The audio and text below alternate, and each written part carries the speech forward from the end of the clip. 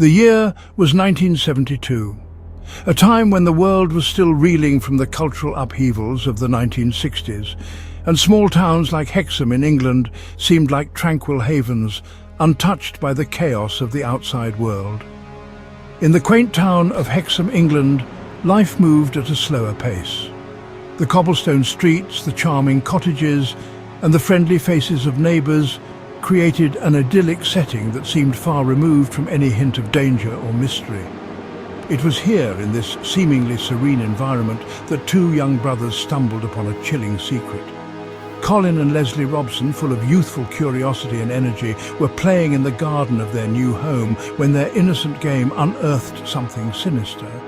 The boys, with their small hands and eager hearts, dug deeper into the soil, expecting to find perhaps a long-lost toy or a hidden treasure. But what they found was far from a child's fantasy. As they brushed away the soil, they revealed two small, intricately carved heads, crafted from some unknown material, staring back at them with vacant eyes. The heads were bizarre, grotesque, and emanated an unsettling aura. The boys were unnerved, a primal fear creeping into their hearts.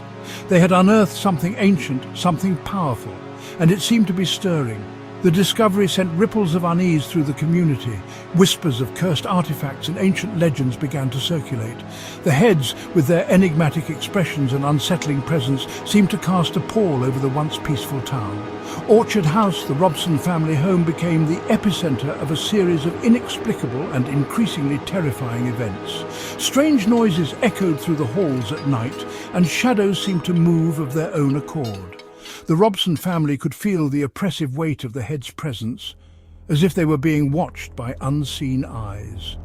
The once cheerful home was now shrouded in an eerie atmosphere. The heads, it seemed, were not content to remain silent witnesses to the past. They brought with them a sense of dread and foreboding that seeped into the very walls of the house. Colin and Leslie Robson's find wasn't just strange, it was significant. The discovery of the two small heads in their garden would soon become the talk of the town, and eventually the entire region. These heads, seemingly innocuous at first glance, held a mystery that would unravel the fabric of their everyday lives. Local historians and archaeologists were baffled.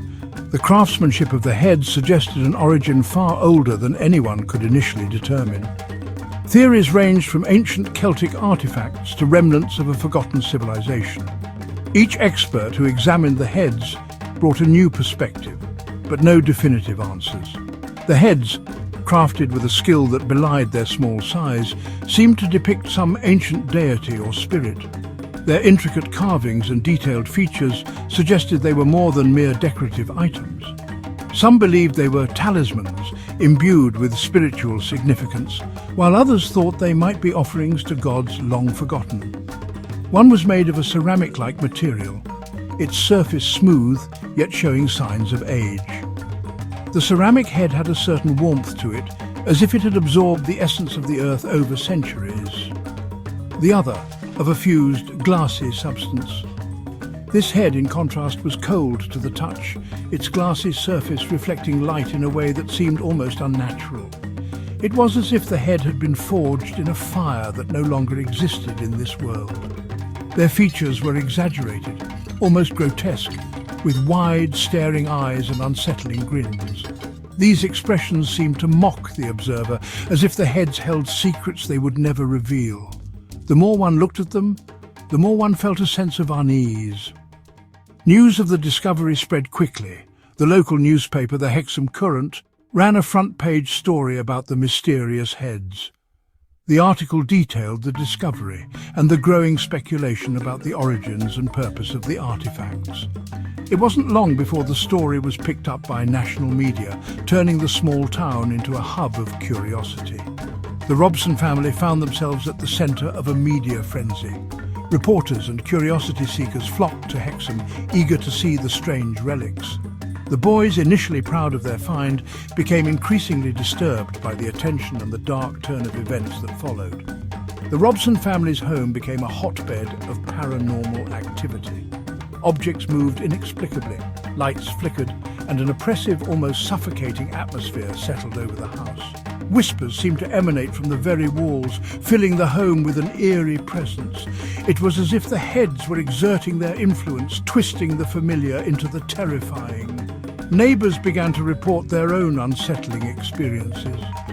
Shadowy figures were seen lurking in the garden, only to vanish without a trace.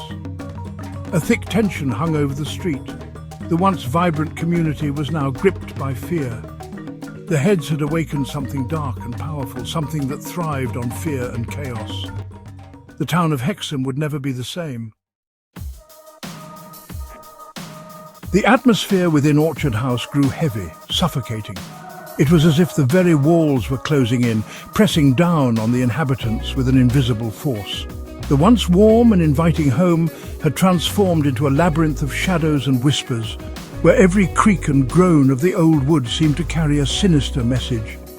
The air crackled with an unseen energy, a palpable tension that set everyone on edge. It was as if the house itself was alive, breathing and watching, waiting for the perfect moment to strike.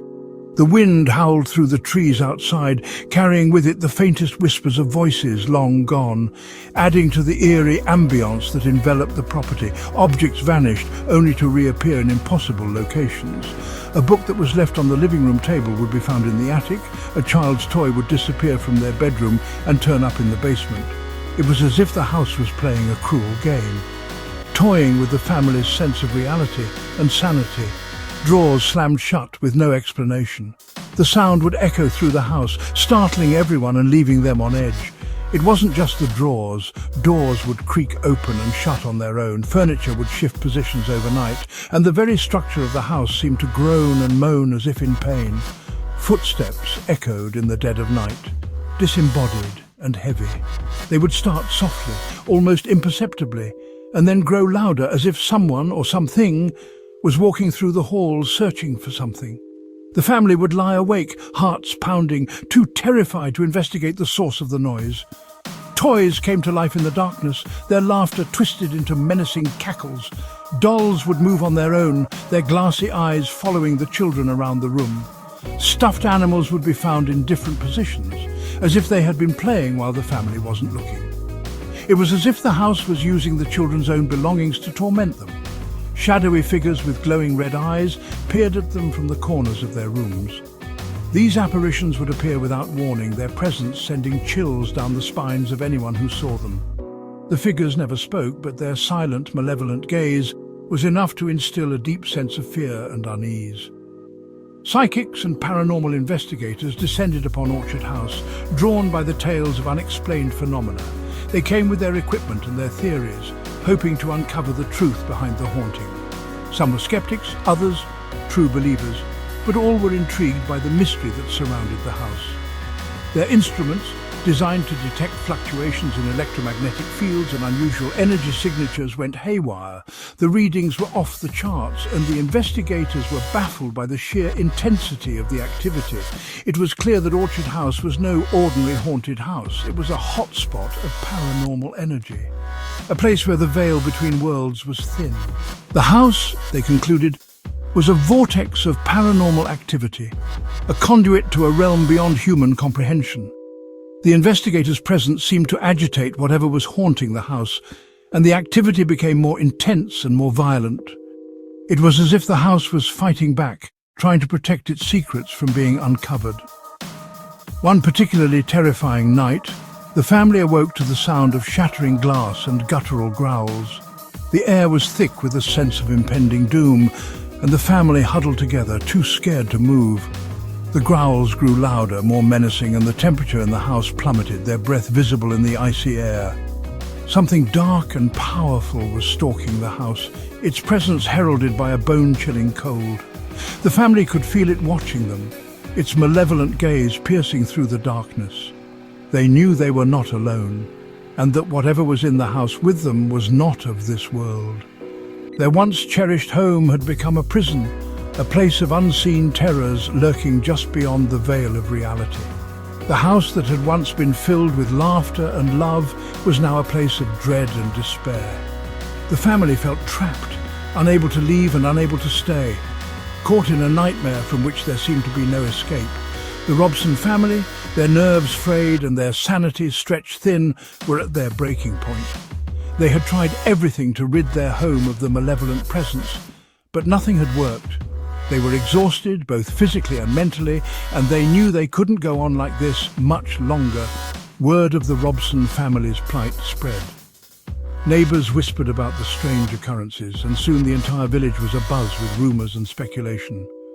Some believed the family was cursed, while others thought they were simply losing their minds. But no one could deny that something very strange was happening at Orchard House. They had become prisoners in their own home, haunted by forces they couldn't understand, let alone control.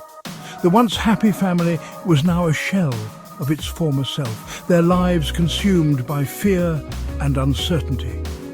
They knew they had to find a way to escape the nightmare that had taken over their lives, but they didn't know where to turn or who to trust. The Hexham Heads were no longer just objects buried in a garden.